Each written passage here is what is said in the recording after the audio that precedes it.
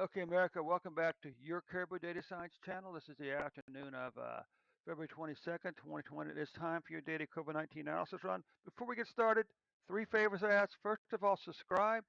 Second of all, click on that share button to share this video on your favorite social media account. And third, maybe most important of all, click on the like button underneath the video for me today, okay? So let's go ahead and fire up the report for the U.S. now. But of course, as always, we're only looking at the most recent 365 days worth of data, okay?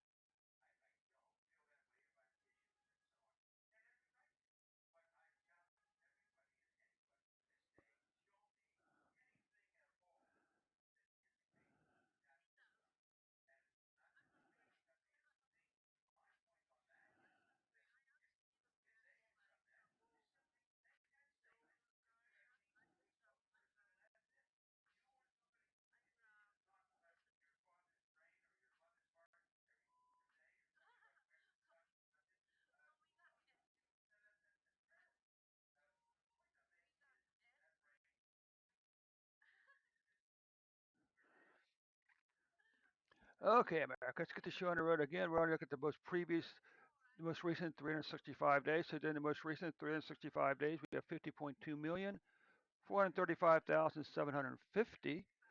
And you can see, America just barely escaped the January Omicron curse for cases. We have not caught 2021 cases yet. You know what? I'm calling that a victory. It may be a shallow victory, but it is a victory. But unfortunately, you can see that the first quarter of 2022 already has more cases than any of the previous four quarters. Okay, monthly cases. Well, this is a minor victory. It looks like February is going to be lower than the previous 2 months right here. It's going up with fewer number of cases than December or January. Weekly cases, again, you can see that there's appear to be a nice declining trend now, 4 week declining trend in cases. And you can see here, it's like a daily case. Daily cases have fallen down to 49,965 per day. And with an average, what's interesting is over here, the average is kind of even with or below. Over here, the, uh, the average is actually, the daily numbers are actually less than the average number, which is kind of interesting. I'm not sure if it actually means anything, but that's just the way it is.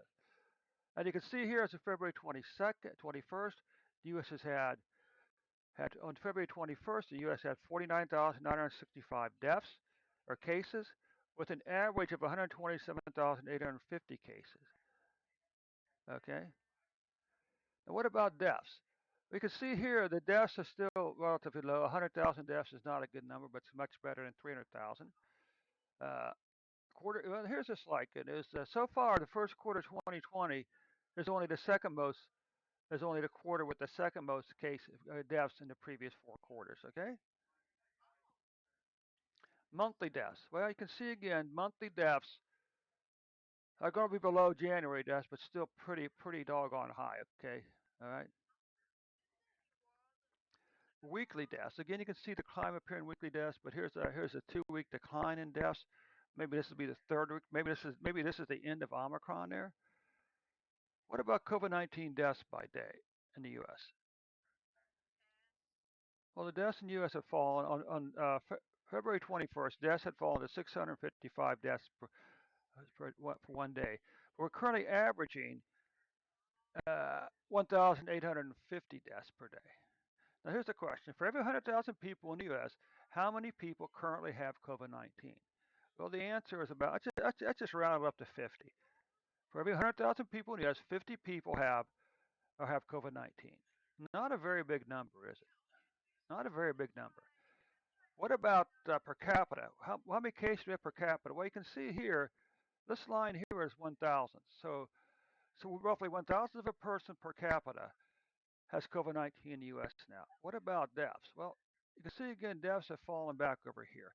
That's round us up to 100, to a half. So let's say for every 100,000 people in the U.S., one half of a person is dying from COVID-19. What about this number? What about per capita? I have no idea. I have no idea what all those zeros mean. I get lost after three zeros. But nonetheless, America, that does conclude your report for today. Again, thanks so much for stopping by. And of course, as always, don't forget to click the like button underneath the video for me today, okay?